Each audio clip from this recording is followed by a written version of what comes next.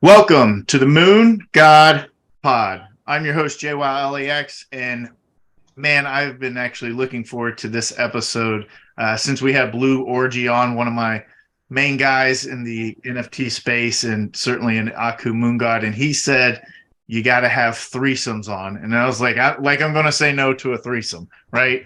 JwowLax was supposed to join us; he might jump on later, but for right now, I'm one-on-one with the man. Threesomes. Man, happy to have you on. Not sure where to start, but just want to welcome you to the show. No, I appreciate it, and being recommended by Blue Orgy is I've come to learn over the last couple of years that actually means something.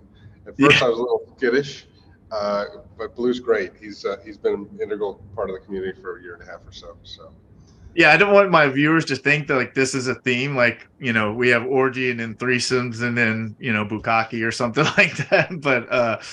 But I've talked to you before we hit record, and I try to I always try and vet my guests and just get some talking points. And there's a plethora of talking points, but the main thing for me is really trying to just understand not just the identity of threesomes, but just everything you're building. And even like in what I was reading, it said like this is kind of confusing, and you really have to like dive in and be a part of it to kind of understand. Blue Orgy recommended you, especially for the major topic of utility. So we'll get into that, but I want to kind of pull it back and how did well, this yeah. come about? I mean, it came about. If first of all, the bare bones of it, right? I'm a painter, conceptual artist, performance artist, but I paint on vintage baseball cards. So my canvases that I use, I'm a physical painter. I don't work digitally, um, but I paint on original baseball cards. 50, 60, 40, 30-year-old baseball cards. I use gouache paint, which allows a technique where I can sort of change them as I go a little bit. It's a little less permanent than acrylic or oil.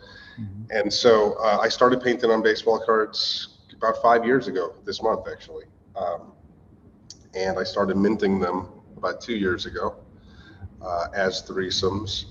And threesomes is the name that I go by. It's also the name of the project. It's also the name of the paintings. Okay, so it's sort of all inclusive. But by using blockchain, what it's allowed me to do is expand a project that's pretty robust. I mean, I've got 1,400 unique mints that I've sold over the last couple of years, and many, many hundreds of paintings to come as I build out a pretty expansive universe that at its core comes from a goofy 9-year-old kid that sort of built his own parallel baseball universe in his head, right? And so that being me. And so now, 40 years later, as I work through it, I built out all of these teams, and the players that play for them, I paint them. And then these collectors all over the world. My hardcore collectors are in the couple hundred. I've got 600 or so sort of casual collectors, many thousands of people that have my NFTs at this point. But by using the blockchain, they can sort of interact and trade amongst each other, which makes for a hell of a community. And that's the Grotto. So as far as just the baseball, like was your background, did you have a baseball? I mean, obviously we're the Moon God, and Micah Johnson was a former I'm, baseball I'm player. aware. Yeah, Uh, I played professional baseball, and I worked in front office. I ran a minor league team. I pointer in my 30s, and so I have quite the baseball background. It's strange because my project is sort of the most baseball of all the NFT projects, and right. it's really not about baseball. Yeah. Um, it's we actually we refer to baseball in the classic sense as American baseball, right? Because the baseball that's played and portrayed in the Grotto in my project is very different. Um, but it's one of those things where honestly, the bulk of my collectors don't follow baseball, don't know baseball, really didn't grow up with it. Got a lot of international collectors. Mhm. That's their first exposure to it. Uh, a lot of my collectors were sort of drawn to this idea they'd always seen in TV and movies about collecting baseball cards as like Americana type stuff, and so it fulfills that, but it really skirts this parallel universe where it's about baseball and it's not at all about baseball. So I mean, it keeps popping in my head. I'm hearing, I live in Los Angeles. I had the honor of interviewing Hugh Hefner when he was alive at the Playboy Mansion.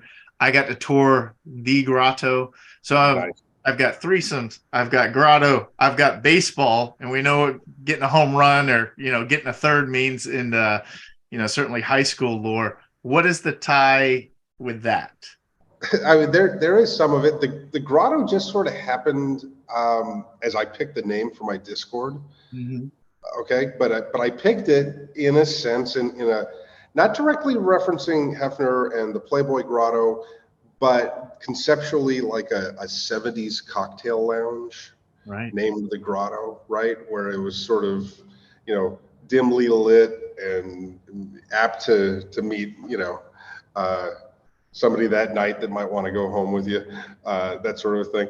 It was just sort of a feel initially, and it sort of hit. And threesomes, to be honest, the way that I came to the name was sort of tongue in cheek at the idea that all of the NFT artists that I was looking at and sort of looking into as I was getting started all had these names that were, double entendres and play on words and mixing numbers and letters. And I just thought, well, fuck it, I'll be threesomes and focus on the threes. And so I changed the E's to threes. And to me, it was just sort of a statement that what's a name anyway, right? Yeah. But it drew people to it and it connected with it. So you have threesomes and the Grotto, and the sort of vibe, and like especially early Discord was very much sort of anything goes sort of stuff. And it helped build the community out. It helped be this like sort of an oasis in all the nonsense out there for a lot of people. And it really helped build the community out. But, I'd like to say that, that's just branding and that's not anything, but as a community, we do hang out a lot, like a lot in real life. And you guys have like IRL events. We have IRL events and core collectors come in. We usually get big houses and a lot of people stay there, and it ends up being a hell of a party. I mean, to pretend like threesomes in the Grotto don't really do our best to emulate 70s Hugh Hefner. We do. It's true, but it's not the focus. It's just like a byproduct. But yeah, I want to kind of touch on that because like your tag on your social is your ex-wife's favorite artist, know, and there's something not just in the NFT or art space, but like I think in society that's really lacking. And I don't want to like dive too deep into it, but there's what I call like a lack of alpha.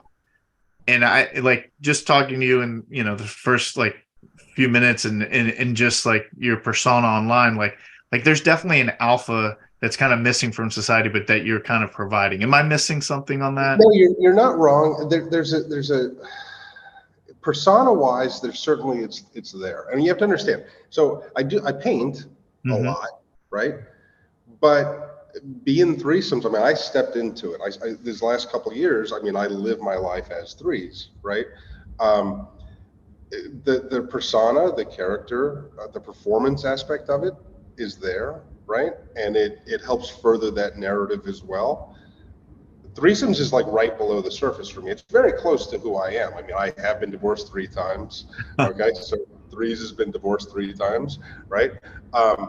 And I do like the ladies.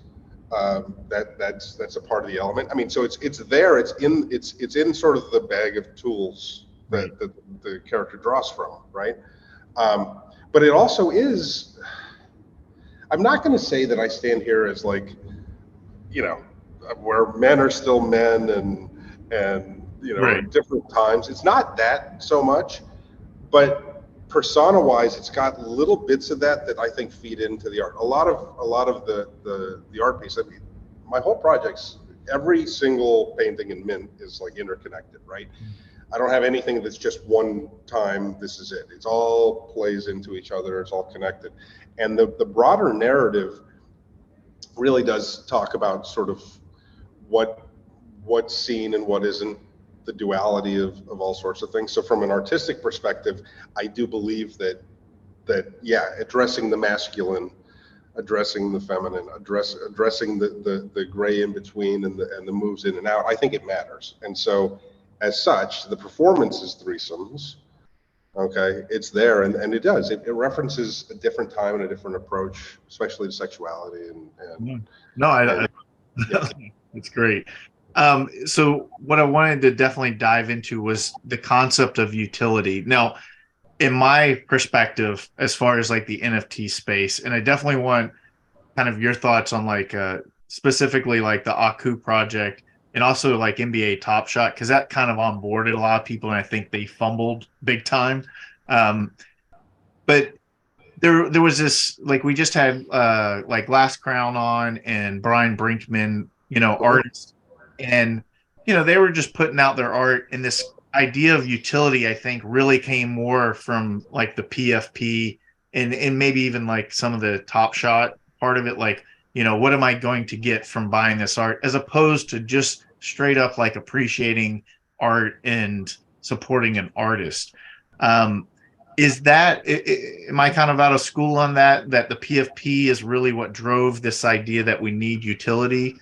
I actually disagree. Okay. I mean, in that some of the first elements of utility that we saw in this space, Mm-hmm. okay, came from artists. Mad Dog Jones was really one of the first to put a chase aspect in there. The Top Shot collectible chase aspect of it, which was just collect these 12 to get this thing. Okay. Yeah. That wasn't even novel in and of itself, right? I mean, that had played out across digital stuff, even digital collectibles, even before NFTs, right? But I do think that other than the collect these to get that Right. aspect, okay, I think that Mad Dog and Dot Pigeon did an early burn. The burn mechanic, which of course Top Shot was late to, right? Right. Very late to. Yeah. But the burn mechanic is where it starts to sort of come into play, I think, utility wise. Mm-hmm. And to me, and look, I consider myself, and I sort of ruffle feathers when I say this sometimes, but I consider myself like the quintessential NFT artist. Okay, I use the NFT as my medium. I really do, and I've done that since day one. I was aware of the possibilities through the blockchain itself, and committed all of my art to it. Right. I think at its core, every NFT ever made and ever produced lends itself to a utility play, because for the first time in art history, you have a set catalog and register of where every single piece goes, what happens to it, what the transactions are of moving it around. Before, artist creates, collector or patron buys, end of visibility, right? Mm-hmm. Now you know what happens to every single piece forever and ever and ever. You watch the blockchain, you see that. And so to me, the responsibility of everybody who creates is to use that in some form in their artwork. Okay, keeping track of what every edition or every mint that you've ever made, where it goes, who has it, and what's happened to it is key. And I think it's a responsibility to somebody to use it, right? Otherwise, you're just selling things. You're just using the NFT sale as a cash register. It might as well be like a swipe or a Square payment, right? Mm-hmm. But we have this magic tool where we get to watch it all and keep track of it all. And to me, then you as the artist become responsible for all of the, if you want to build and maintain value, right? And so much of NFT is the speculative play, then you've got to know where they are and control them in a sense. And so the early burn mechanics from Mad Dog Jones via Nifty, right? And Dot Pigeon and a couple people that were sort of dipping their toes in it early on, right? Blau and Slime Sunday sort of, played with it a little bit off of that big drop from 21, right? Those sorts of things, I think, they certainly predate the PFP. Exactly. Yeah. Okay. And so now, by the time you get to PFP, they started, it was just like sell these things. They're easy to sell. And then it was like backfilling. Mm-hmm. Okay. So I come in the middle of that. I started minting just after Abe's dropped. Okay. Right. I'd spent about 6 months learning the market, coming into it. I actually was originally going to come in and do a platform. I thought the only way that somebody would collect my art is if I had my own platform to do it, because, I wasn't getting on any of the other platforms or anything like that. And I thought, I'll build a platform for like underrepresented artists and myself, and be able to, share my work that way. 6 months in, I realized the platforms were dead and actually a hindrance to all of this. So then I just started minting on Tezos and doing my thing. But I stepped into it. My very first mint, which for my collectors is sort of my grail, right? It's the dot pigeon. But my first mint, in the description, it says, I use the term, all threesomes have future functionality. Eventually, we would change functionality to utility. Utility wasn't even a word yet. Like, it wasn't even a buzzword, right? Mm-hmm. But I set about from day one, and I'll explain that real quick, but I set about making sure that every piece I ever mint is useful going forward. Right. And this comes from being a kid, collecting baseball cards. Even when I first started, I was like aware of value, right? So you go to Walgreens, you buy a pack of cards, you thumb through it, you're looking for the valuable one. The big ones, yeah. And so what happens, and of course anybody that's our age that had anything to do with baseball cards knows this, you end up with a few good ones and a fucking huge stack of trash. Right. Yeah. Okay. I started painting on my stuff in my 40s because I looked around, and first of all, I had like already lost my major collection as a kid. And then in my 40s, I have my own kids and we started buying cards again. And one day I looked around and I had 400,000 baseball cards again. And I'm like, what am I doing with all this trash that I don't care about? So I started scribbling on it and defacing it a little bit, right? When I came up with threesomes, the NFT side of it, I thought, what if every single card that you ever got in any pack in your entire life mattered? Mm-hmm. That's a great idea. Right? Right. Changes everything. Now it's not a bunch of trash and one good one. Every card matters. So there's one thing so far that is really different about you than anyone that I've really kind of seen in the space. That's the face of that was the original founder or face of the project. And that, like you had said, you had your baseball experience, the front office experience, and that's just business savvy. Now, that's not to sit there and say there's not, like the people over at Yuga and some of these other projects don't have it. Like I think even what Ferocious, whatever team he has around, like there's something that's really cooking, that's really intelligent and business front on his side.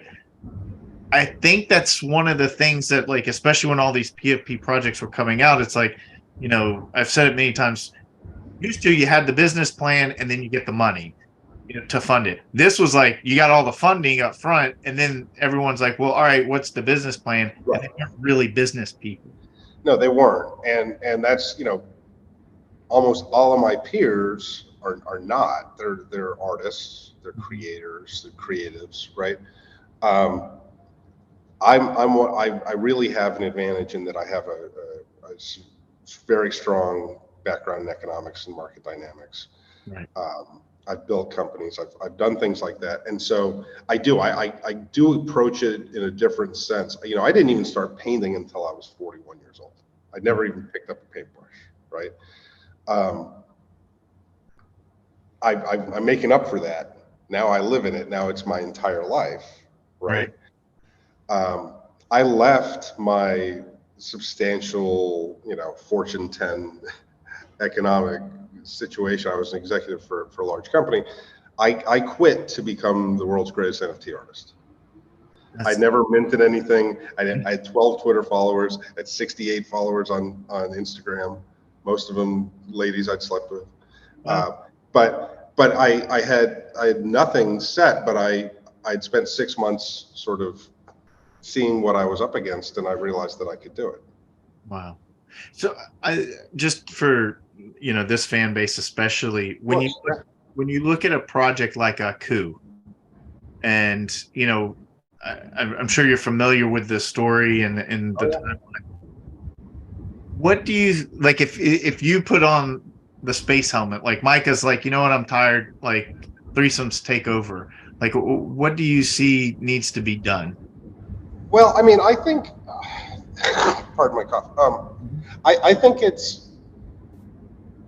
I wouldn't do it the injustice of saying that, right? I wouldn't necessarily want another artist to tell me what we need to do with threes, okay? Right. But I would say that already Micah and Aku are winning out of the gate because there's an actual story, there's actual narrative.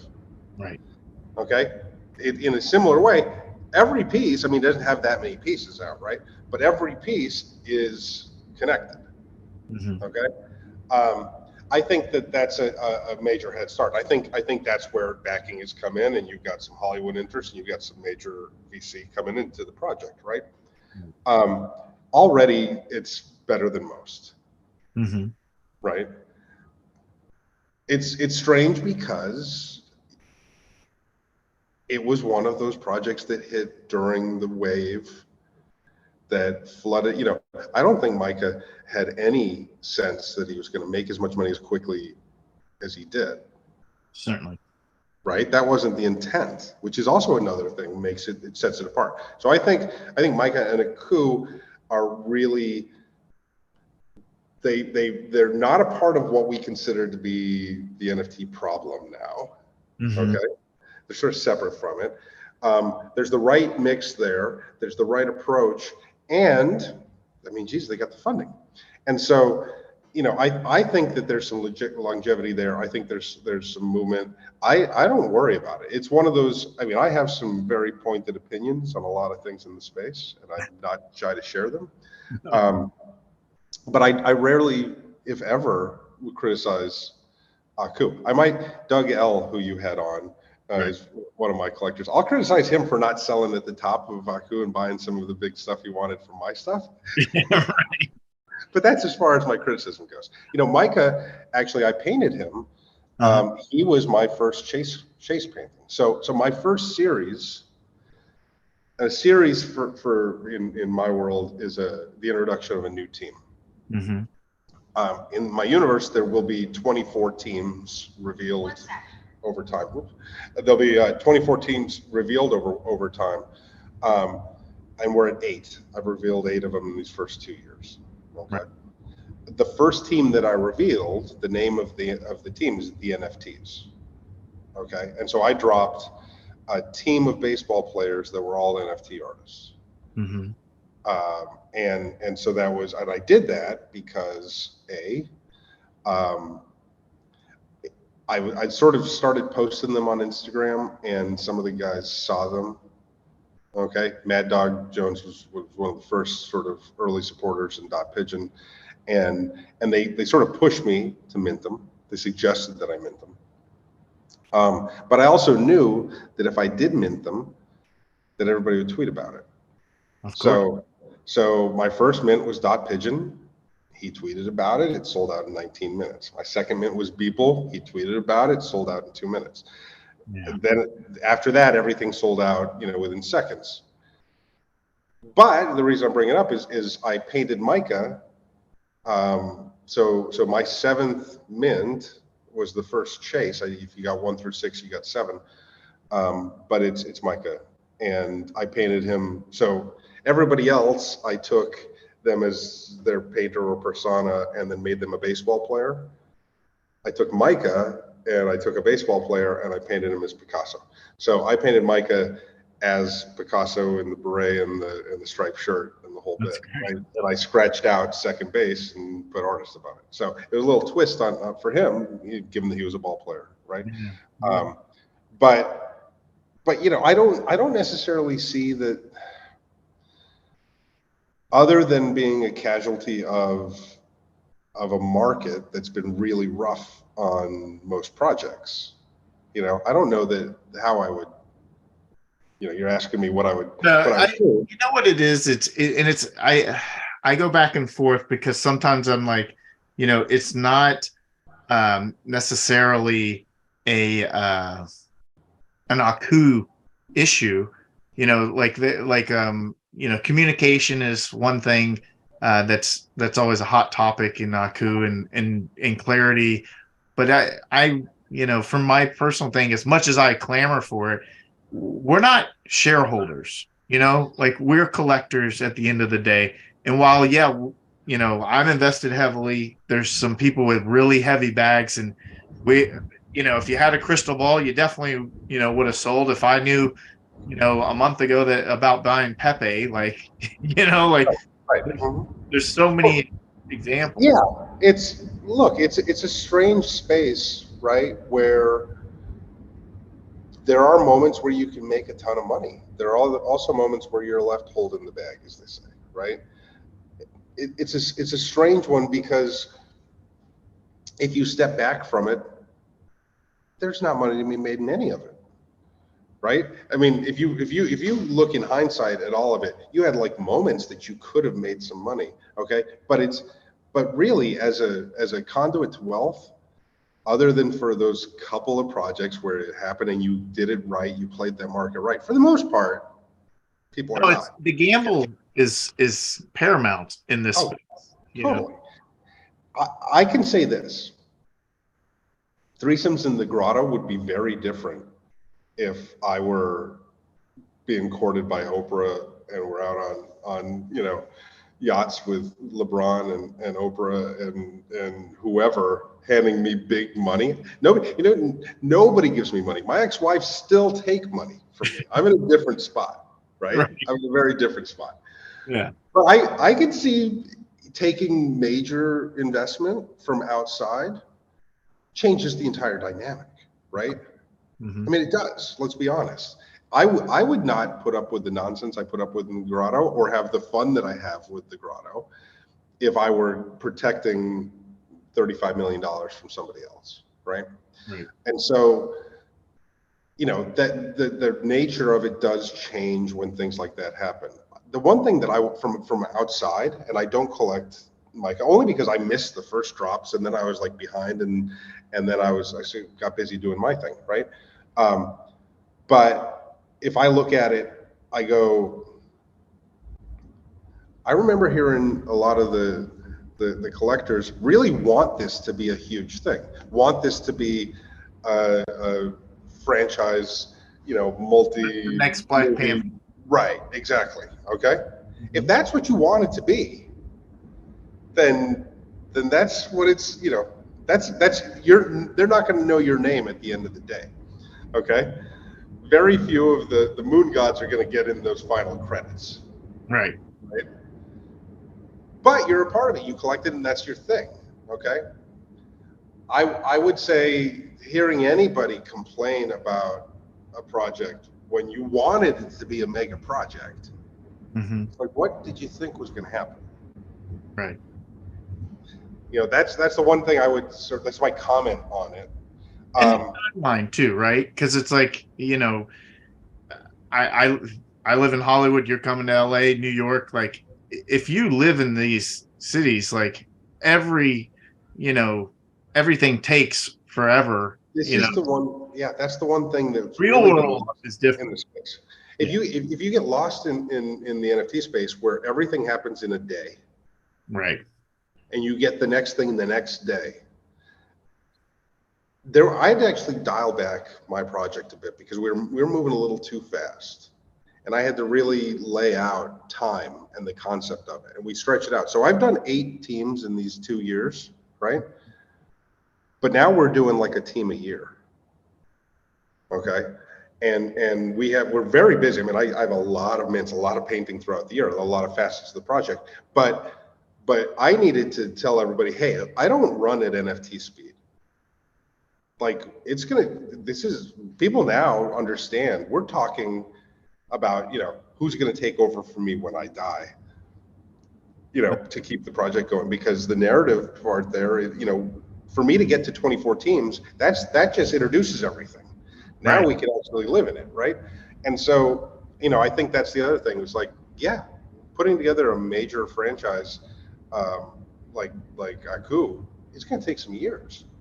I think that what's really lost is, first of all, there was this moment, and I've been a part of a number, like I was in Top Shot, when the prices that we're seeing now were what the prices were, when I first got in, and then that meteoric rise in popularity. And of course, like, did I sell at the top? No, I was buying more because I thought, like it. I actually wasn't even buying more. I was selling certain things and positioning to what I thought were the blue chips of Top Shot, and then I ended up selling, I still made money, but then I moved into the next project. Just like, that great scene from Wolf of Wall Street with Matt McConaughey. It's like, it's not real. It's a fugazi, like, you don't sell, you just find a better project, a new idea, and you move into it. There's people that are much smarter than me and have been able to capitalize. But, I remember when the apes were coming, I didn't like it. I didn't buy it, or when people first started getting punks, like, I was around to at least see these, meteoric rises. But I also know, like, so many other projects that were like, big hitters, and now, they're dust. And we knew that was going to come. Right. I'm curious where you see, like I think it's a given that, NFTs are going to, it is the future. Crypto is the future. But where do we get it to where, like, my parents are adopting? I tell you what, I don't want my parents anywhere near my project. I don't want anybody's parents near my project. And I don't say that just because we're, a bunch of goofballs, but I don't think in those terms. Okay. Mm-hmm. I'm a little different, but look, I collected digitally some things in the past. Okay. And before NFTs. And I came to understand how few of us there really were. And there's this conception, there's this idea that's put forward that, Nifty Gateway, the famous line, we will not rest until 1 million people collect NFTs. Mm-hmm. And then they celebrated 1 million people collect. You remember that? Right. In about August of 21, they're like, we did it. We got 1 million people collecting it. No, you didn't. You got 1 million. Well, Top Shot had 1 million users. And 1 million accounts. And even those 1 million accounts were 300 users, right? And this is the problem as far as I see it, okay? For whether it's Aku or it's my project or any project, we don't need our grandparents collecting them for it to work. Right. You don't. Okay?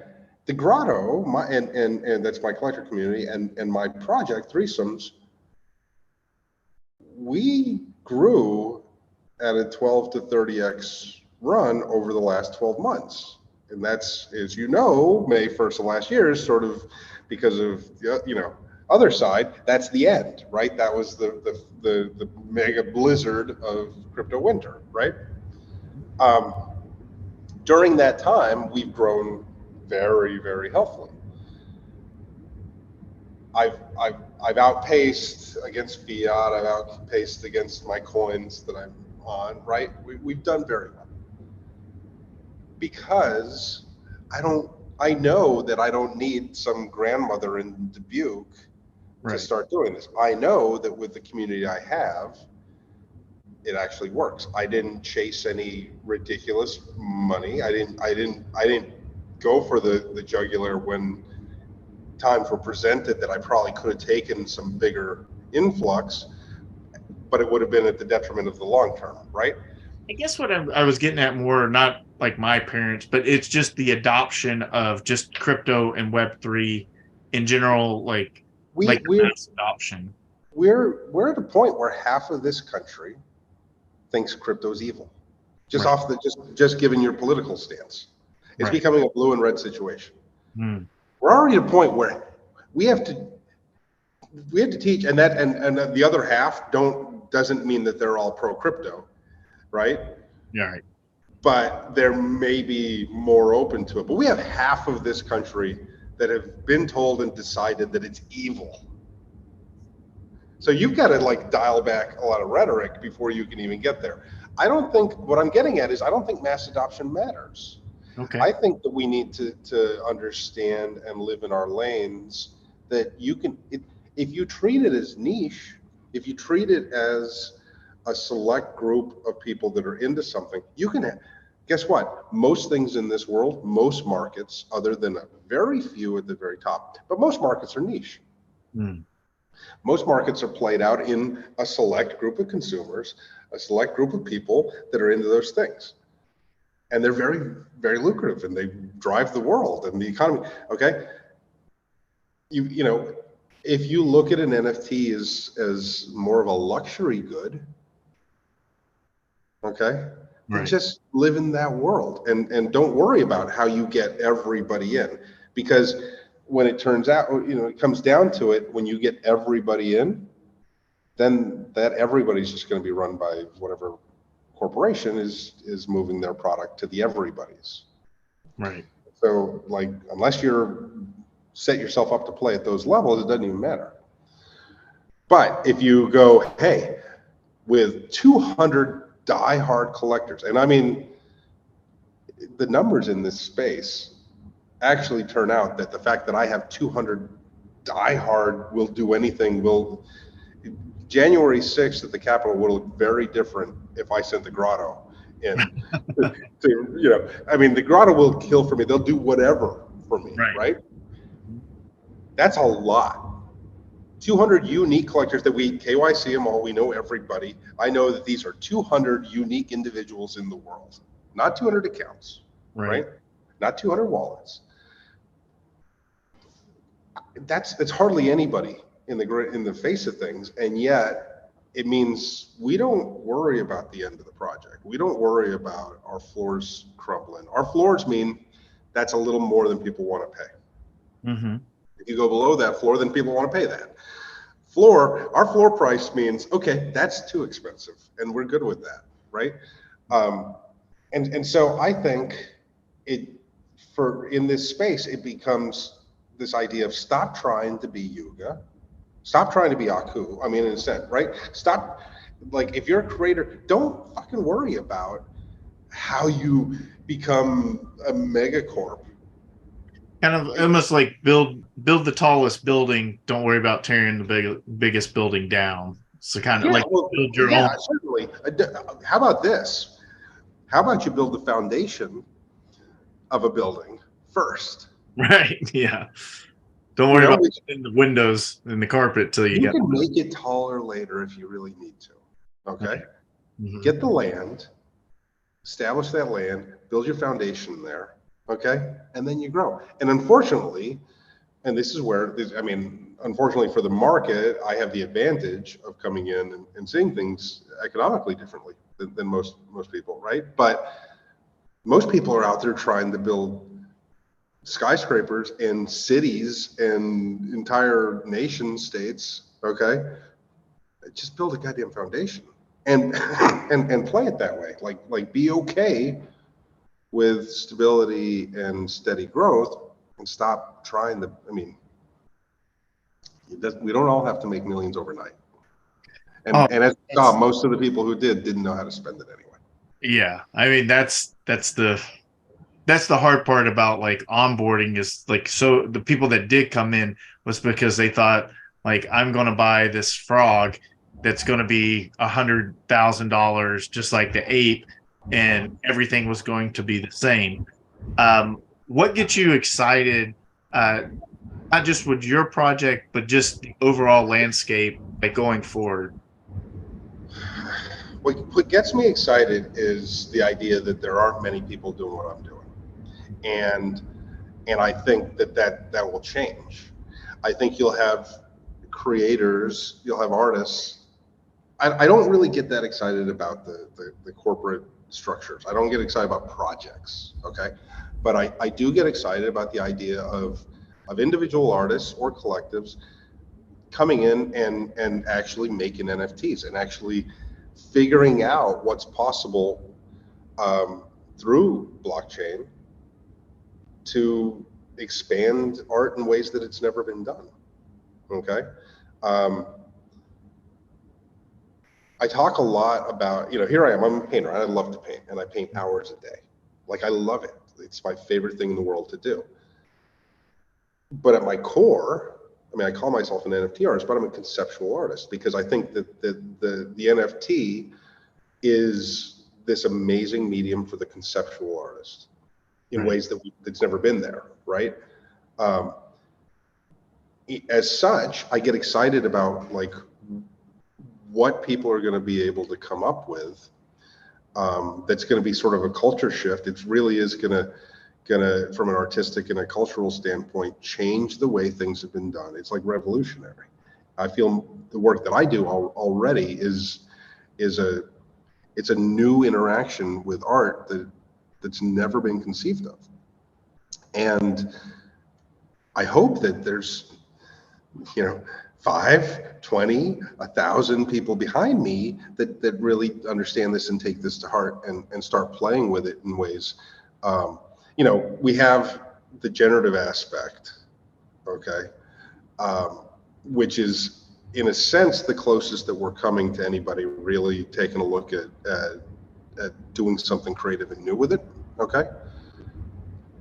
But none of that stuff needs to be on chain. Like it truly can just run with any computer running code can produce that work, right? I've yet to see a generative project that absolutely must be on chain. We can talk about provenance, we can talk about things like that, but as far as interaction with the collector and interaction with space, no. Right. But that's the closest we've got, are people that are at least leaning into the code aspect of it. But I think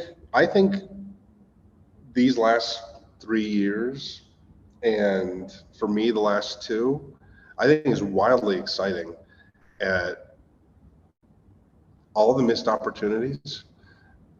Okay, all the people who made all of this money and all of the fame and all of the notoriety that really didn't make an NFT. Mm-hmm. Okay, and when I think about, wow, imagine if 10% of these people had actually made NFTs that mattered, that were artistically significant, we would already be in this cultural revolution. We're not there, but I think we're going to be.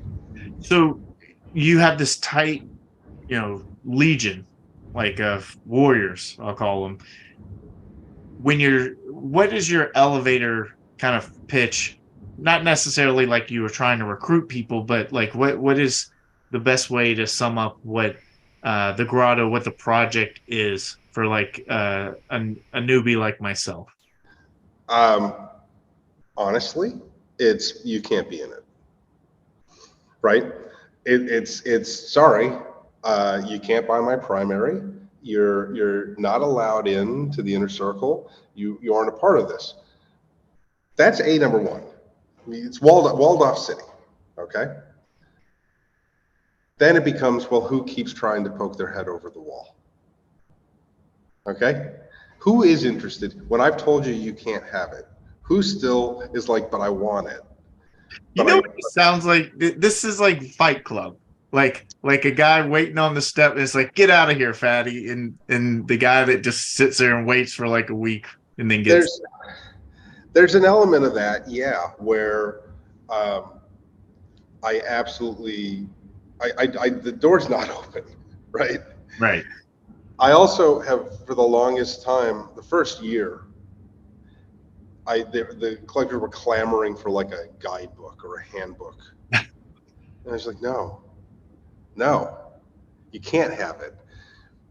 You're not allowed to have it. I won't post it. I won't, if you want to put the effort into to coming in. Now look, I do a daily show live in Discord, right? Live LFG, live from the Grotto, right? So I do a daily show for my collectors where we talk through things. You're expected to be there or to listen to the recording. If you don't, then that was your chance to hear, alpha, to hear what we're doing about what's coming next, right? I used to do a pod. I did a weekly pod for a year. Okay, that was pretty in depth about whatever we were dealing with that week. I left that pod to let collectors run it now. I have a separate pod that is strictly me talking to an artist. Just talking mainly about blockchain art, but about art in general. And you should probably listen to that because there may be an element of what I will be doing that gets discussed, right? I want you to put in the work. I want you to put some effort in. Now, as a result, we've built a community where the community then takes it on themselves to disseminate this information, to study it, to figure out what's going on, to plan for it, to work together. Okay, I mean, I've built a structure out where every team that I've created is an actual living, breathing organization, right? We haven't even got into that, but I sold the conceptual rights to all of my teams for $50,000 a team to collectors, right? Which means they get to run their team as an organization with a front office and with players who collect. Okay, so the teams sort of come together. You become a free agent, you may be picked up by a team, you're welcomed in, but the idea is you need to work to have all of this. Now the rewards, other than you get to hang in the Grotto and hang with me, okay, which is number one, but I will do whatever it takes to drive and maintain collector value, which is why any piece that I've ever sold, okay, has done well. So we have the bleachers, which is where the public can come in and watch. Right? You can sit there, you can watch. You really can't participate in any drops. You can't do anything, but people will come into the bleachers. And we've had people that have come into the bleachers since I opened them who have gone on to be free agents and play for teams and be major collectors. Okay, because they put the work in, they showed the interest, and then somebody saw them and thought, okay, this guy's asking the right questions and he's listening to the pod and he's showing up to things, we'll let him in.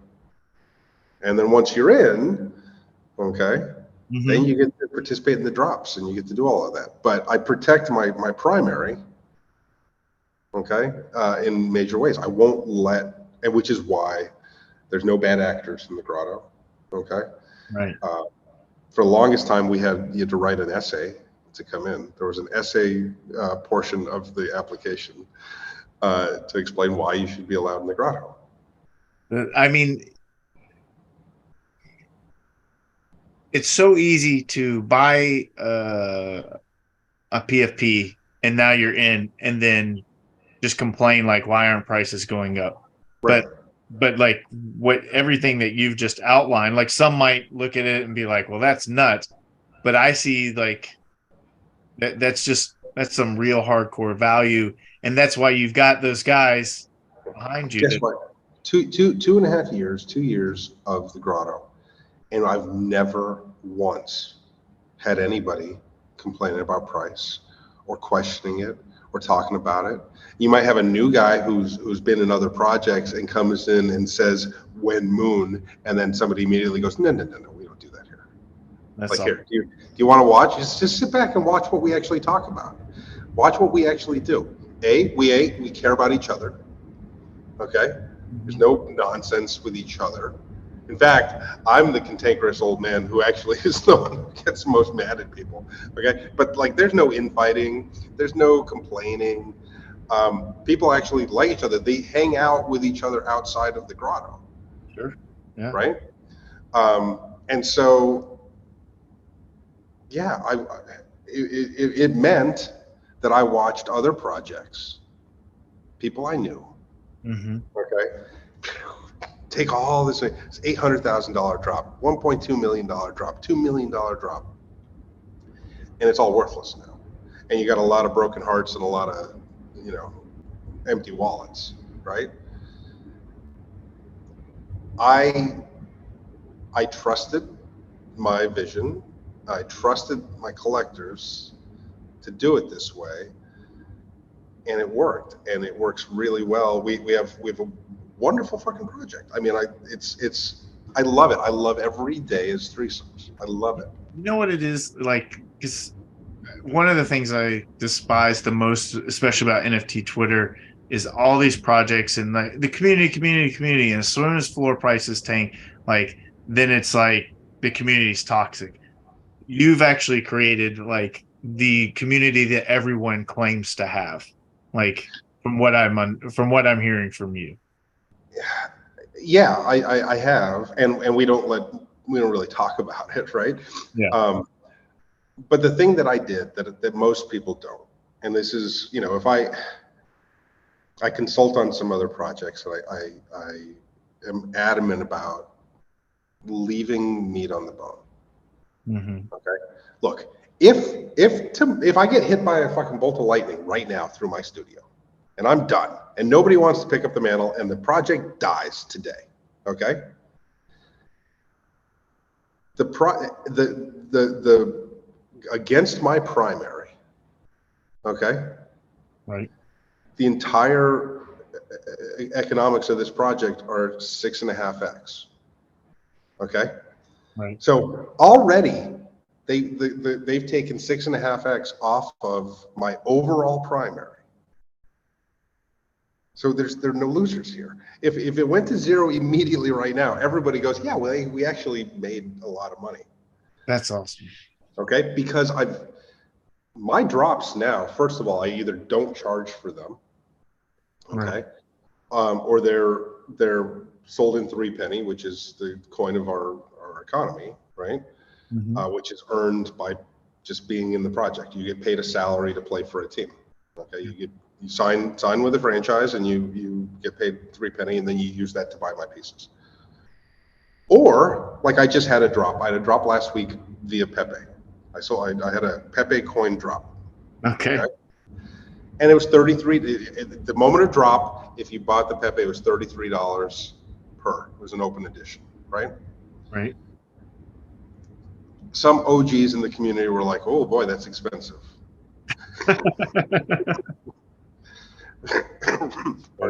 Right? I mean, because I don't charge anything. Right. Now, as a result, royalties are expected to be dealt with. We've never had an issue. We've had maybe 2 people, 3 people over 2 years that didn't know and like did an OTC deal. And then the person they did it with was like, "Are you going to pay threes the royalty?" Or right? And they're like, "What are you talking about?" Okay. But we honor all royalties at all times. Okay. Other than the 2 big projects that I do, which is the 3Cs, which are kind of expensive. But everything is, $1 or $3 for my mints, and they sell for hundreds of thousands or what have you, right? I make my money, even though I split all royalties back to the community via 3 penny. So if I take in $10, $5 gets bought into 3 penny and then distributed back to the buyer, right? But I left all of that money for everybody. No, this has been awesome. I mean, we're kind of. I know we're up against it. We're up against the time, but like I could sit there and we'll definitely have to have you on for another episode to dive. Yeah, at some point we should actually talk about the project. Yeah, that would be great too. Before we wrap up, we always end with 2 questions. You are a man of travel, so I want to know, in 3 previous wives. So I want to know your number 1 place for a 40-something divorcee to vacation. What would be your number 1? Say, hey, you need to go vacation here. No explanation needed, but just a location. Yeah, northern Spain, San Sebastian in the Basque Country. Okay. hands down. Yeah. I want the explanation when we stop recording. But Okay. for that, that's awesome. And also, just like Blue Orgy tagged you, we like to grow. And, if there is someone that you would like to see as a guest on this show that you can help us get on the show, someone that we probably couldn't get ourselves. Oh, I don't know if there's anybody that you guys can't get that I could get, but I mean, let's Or see, marquee name that I could produce for you. Um, I mean, have you had? Here's one for you. Have you had W. Savis on? Will Savis? Have you had him on as a? He's a major. He's an Aku god, and he's a longtime collector. But I would think you would want to talk to him. I mean, his profile even still says Aku god or Moon god, right? he's officially tagged now. It's Yeah. because like there's 500 moon gods, but of course, like probably actually only like Well, 4. the reason that I think he's interesting is because he was like the number 5 collector ever on Nifty. Right. Okay. And has seen a lot, and he was a part of the Mad Pups, and has sort of seen communities build, and I think it's interesting. I'd like to hear you talk to him about some of the old days. Yeah, that's a great one. I appreciate that. Well, I can't thank you enough. Again, an hour doesn't even come close to doing it justice, so we'll definitely have to have you back on. And I'm sure Lovox is going to have plenty of questions, and we'll definitely try and get him on. Yeah, no, I appreciate it. It's a pleasure to chat, and we'll do it again anytime you want. Absolutely. Well, for Threesomes, I'm JwowLax. Be sure to like, comment. If you've made it this far, then you like what we're doing. Help spread the word. And for that, we will see you next time.